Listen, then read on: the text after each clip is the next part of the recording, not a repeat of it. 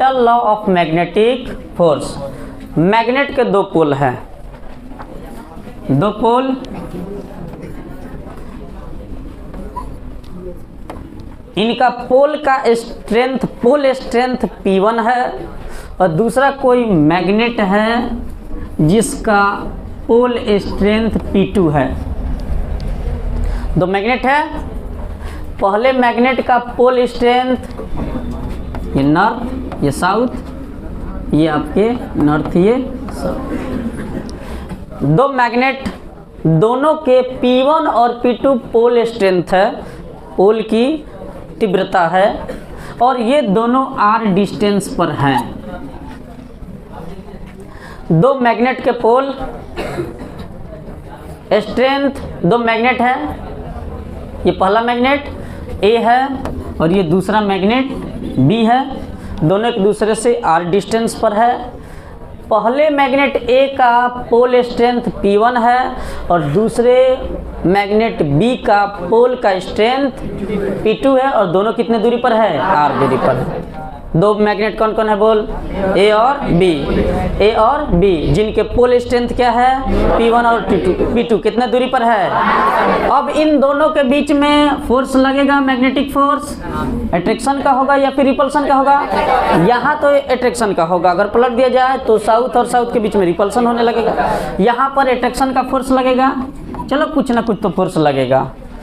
तो दो magnet A और B, दोनों के magnetic pole P1, pole strength P1 और P2 है, सही है, दोनों r डिस्टेंस पर है। दोनों के बीच में जो मैग्नेटिक फोर्स लग रहा है वो क्या है, F है। तो ये जो मैग्नेटिक फोर्स होता है दोनों मैग्नेटों के बीच का, यह फोर्स दोनों पोल के स्ट्रेंथ पर डिपेंड करता है। तो दोनों के बीच का जो फोर्स होता है वो डायरेक्टली प्रोपोर्शनल होता है product of P1 and P2 के। जैसे चार्ज के लिए कूलम्ब्स लॉ पढ़े थे, तो F directly proportional Q1 and Q2 का होता था, यहाँ किसके। तो क्या समझा, दो मैग्नेट के पोलों के बीच का जो फोर्स है वो दोनों के पोल स्ट्रेंथ के गुणनफल के समानुपाती है। मैग्नेटिक फोर्स किसके समानुपाती है बोल, यह F क्या है, मैग्नेटिक फोर्स, अब P1 और P2 क्या है, पोल स्ट्रेंथ। तो मैग्नेटिक फोर्स दोनों के पोल स्ट्रेंथ के गुणनफल के क्या होता है, समानुपाती होता है। सुना, मैग्नेटिक फोर्स बोल दोनों पोलों के पोल स्ट्रेंथ के गुणनफल के समानुपाती होता है। और ये जो मैग्नेटिक फोर्स होता है दोनों पोलों के बीच के दूरी के वर्ग के व्युत्क्रमानुपाती इनवर्सली प्रोपोर्शनल होता है। जाहिर सी बात है, दो मैग्नेट है, करीब में रखेंगे तो फोर्स अधिक लगेगा, और जब दूर दो चुम्बक रख देंगे तो क्या होगा, फोर्स कम लगेगा ना। तो दूरी जैसे जैसे बढ़ेगी फोर्स वैसे वैसे क्या होगा। अच्छा, दोनों मैग्नेटवा का कौची बढ़ेगा तो क्या बढ़ेगा बताओ, दोनों मैग्नेटवा का पोल स्ट्रेंथवा बढ़ेगा तो दोनों के बीच में का फोर्सवा का होगा, बढ़ेगा। तो फोर्स किसके डायरेक्टली प्रोपोर्शनल है, पोल स्ट्रेंथ के डायरेक्टली प्रोपोर्शनल है, और दूरी के वर्ग के क्या है, व्युत्क्रमानुपाती इनवर्सली प्रोपोर्शनल है। अगर दोनों को एक में मिला दिया जाए तो क्या बनेगा, F directly proportional P1 and P2 upon r²। तो दो चुंबक के बीच का चुंबकीय बल दोनों के ध्रुव प्रबलता के समानुपाती और बीच की दूरी के वर्ग के व्युत्क्रमानुपाती होता है। फिर से एक बार नियम सुन लेंगे, दो चुंबकों के बीच लगने वाला चुंबकीय बल दोनों चुंबकों के ध्रुव प्रबलता के गुणनफल के, दो चुंबकों के बीच लगने वाला चुंबकीय बल दोनों के ध्रुव प्रबलता के गुणनफल के और उनके बीच की दूरी के वर्ग के किसके समानुपाती है बताओ, दोनों के ध्रुव प्रबलता पोल स्ट्रेंथ के गुणनफल के और बीच की दूरी के वर्ग के व्युत्क्रमानुपाती होता है। अगर हम इन दोनों नियम को एक में मिला दिया, समझ में आ रही है, कौन कौन नियम, देख इन दोनों लॉ को मिला दिया। अब समानुपाती का चिन्ह तो हटेगा, तो F बराबर, जब बंटवारा होगा तो पहले मेड़ी बांधेंगे और बीच में क्या करेंगे, जहूर गाड़ेंगे ना रे। बंटवारा होता है तो खेत का क्या होता है बता, मेड़ी बांध करके झूर ना कराता है रे। तो ये बंटवारे का साइन है, ये होगा तो क्या होगा बता, बराबर का चिन्ह लगेगा, मेरी बनाई झूल गई के माने का बोलते हैं रे कांस्टेंट, कांस्टेंट मान झूर न हिली न डोली, तो के माने Cauchy constant, P1 P2 by Cauchy R², और प्रत्येक कांस्टेंट का एक अपना वैल्यू होता है होगा, तो के का वैल्यू का होगा, के का वैल्यू जान ले।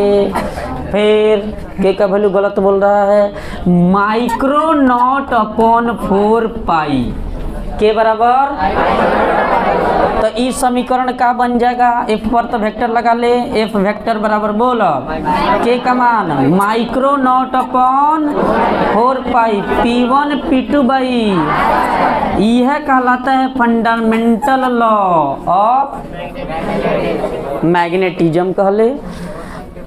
के का मान कौची माइक्रो नॉट अपॉन 4 पाई, अभी माइक्रो नॉट का मान कितना हो, पहले इसका मान जान ले। इसका मान होता है कितना, के का मान 10 to the power -7 henry per metre, Cauchy रे Henry per metre, Cauchy Henry per metre. और माइक्रो नॉट का मान कितना होता है, यो पूछ देता है 4 pi into 10 to the power -7 henry per metre. अच्छा रे है जी, माइक्रो नॉट के मनवा तनी इतना भर करके देख तो 4 पाई कट जाएगा, तो उतना ही नहीं है। माइक्रो नॉट के कितना भरा जाए मनवा 4 पाई 10 टू द पावर -7, तो 4 पाई कट जाएगा, क्या बचेगा। अभी माइक्रो नॉट का है तो ये जान ले, माइक्रो नॉट जो है ना, ये हवा और निर्वात की चुंबकशीलता है, हवा और निर्वात की का है, फिर से सुन ले, हवा और निर्वात की चुंबकशीलता है। परमीबिलिटी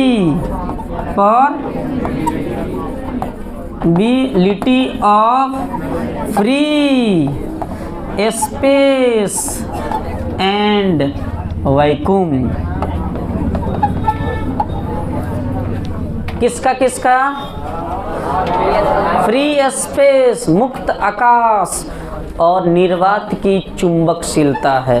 परमीबिलिटी माने क्या चीज, चुंबकशीलता है। तो बोल माइक्रो नॉट का है हवा और निर्वात की चुंबकशीलता है, इसका मान कितना होगा 4 pi into 10 to the power minus, अगर है जी 4 pi into 10 to the power -7 भर देंगे तो मान कितना हो जाएगा 4 भर के निकले 4 pi into 10 to the -4 pi cut जाएगा रे। तो बोल के का मान पूछा जाएगा तो क्या बताएगा, और इसको क्या पढ़ेंगे माइक्रो नॉट, मान का होगा हाई का है हेनरी पर मीटर। अब माइक्रो नॉट क्या कहलाएगा, हवा या निर्वात की चुंबकशीलता। यह नियम इलेक्ट्रोस्टैटिक के कूलम्ब्स लॉ के एकदम सिमिलर है, वो जी बस से जी का था Q1 Q2। फिर से एक बार सुन ले, दो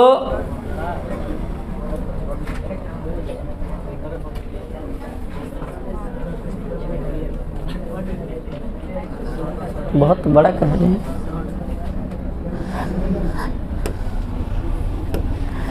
फिर से एक बार मिला लेंगे। दो चुंबकों के बीच लगने वाला चुंबकीय बल, दो चुंबकों के बीच लगने वाला चुंबकीय बल, दोनों चुंबकों के ध्रुव प्रबलता के गुणनफल के समानुपाती और उनके बीच की दूरी के वर्ग के व्युत्क्रमानुपाती होता है। समानुपाती का फिर से चुंबकीय बल दोनों के ध्रुव प्रबलता के गुणनफल के और बीच की दूरी के वर्ग के व्युत्क्रमानुपाती। समानुपाती का चिन्ह हटेगा तो क्या लगेगा के का मान कितना होगा माइक्रो नॉट अपॉन 4 पाई, के का मान माइक्रो नॉट अपॉन, इसका वैल्यू कितना होगा 10 to the power -7 henry per metre. और माइक्रो नॉट का मान कितना होगा 4 पाई 10 टू द पावर, इसका मात्रक कितना सॉरी इसका इस माइक्रो नॉट को क्या बोल देंगे परमिबिलिटी ऑफ फ्री स्पेस और वैक्यूम। नोट कर जल्दी से।